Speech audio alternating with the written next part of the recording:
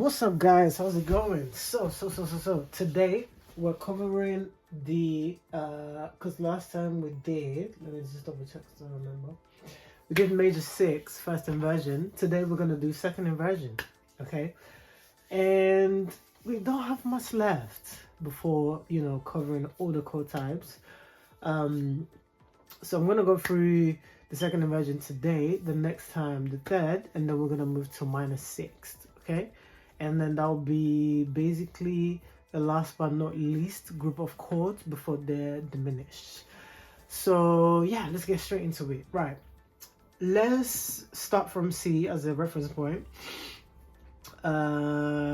Actually, let's start from the root position, okay, of a major 6, which you know is the triad, major triad, plus the 6th note, or the 6th degree, which is A. 1, 2, 3, 4, 5, 6, okay? Again, I'm going to take for granted that you know all your skills, you know all your degrees. If you don't, check my other videos, my playlist, you're going to find all the information. Otherwise, none of this is going to make sense. Right, so last time we covered the first inversion, which looks like this. Why does it look like that? Because if we go from the root position, all we have to do is move the bottom knob, so the root to the top, okay? So this is what it's going to look like from the roof. And then if we want to move up to the next step, which is the second inversion, we're taking the E, which is the bottom note, and we're taking it to the top from here to here, okay? If we look at the shape, the first thing I can recognize is the intervals, okay?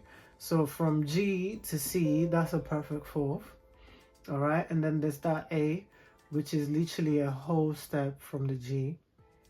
Or you can think of it as a whole step from the 5th degree, okay? Because remember, we're in C right now.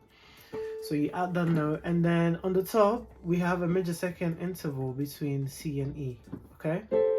So you could say it's like a fusion between perfect fourth, a major third interval, plus the 6th, okay? Now, personally, I think the easiest way, as I said the other time, is to absolutely know all your 6th degrees in all the keys, so you don't have to do extra brain work, okay? So if you look at the shape one more time, and I take away the A, is literally the second inversion of the triad, okay? So root position triad of C looks like this. I know the first inversion looks like this, and I know the second inversion looks like this. So all I have to think about is playing the second inversion in root position, okay? And then I'm just adding that 6th note to it. That's it, okay? So if you think of it that way, I think it'll be easier to recognize. Why is that? Because if you know all your second inversion in root position, second inversion triads and no keys, all you're doing is adding that 6th note if you recognize it visually. So let's do another example. Let's take an A flat, for example, okay? I know my A flat looks like this, okay? Because remember, when it's the second inversion, the note of the key in question is always in the middle, okay? The 5th degree is always the first note, and then you have the 3rd degree on the top, okay? So it will look like 5, 1, and 3, okay? If you know your numbers and degrees. Okay, now all I'm doing is adding that F, because I already know that the 6th degree of A flat is F. So when I see it now visually, I just know this is a second inversion major 6.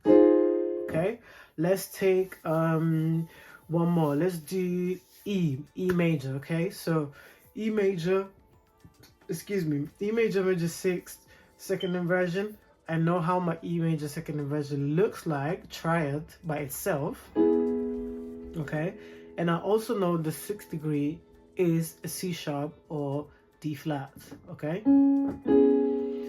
As you can see, I can just straight away, I know what it is. I know what the 6th degree is, and I know how the shape of the triad looks like, okay? Rather than thinking, or I'm playing the second inversion on E and then I'm counting a whole step from the 5th degree. I mean, you could do it, but I just think it's just more work for your brain, okay? So you want to aim to know all your degrees and all your keys, and all the second inversion shapes is super important, because once you ingrain this in your brain everything will be so easy to recognize, 1, and to play, 2.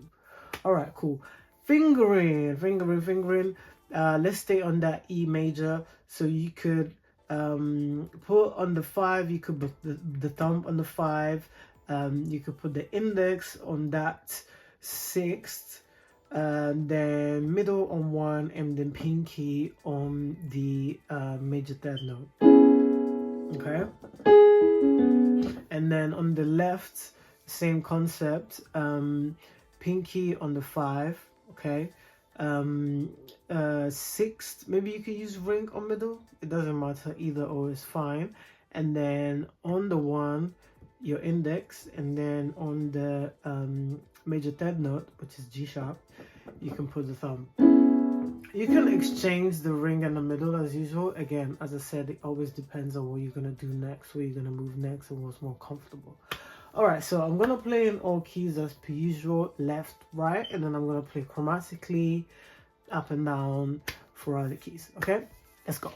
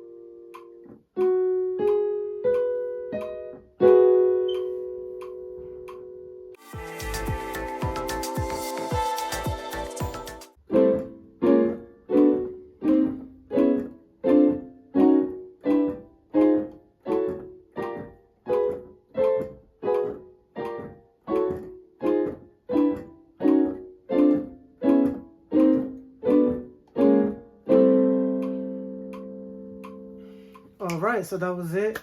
If you liked the video, if it was useful, please drop a like. If you want to subscribe, you can, but it's a mixed content channel, so that's your choice. And I'll see you in the next video.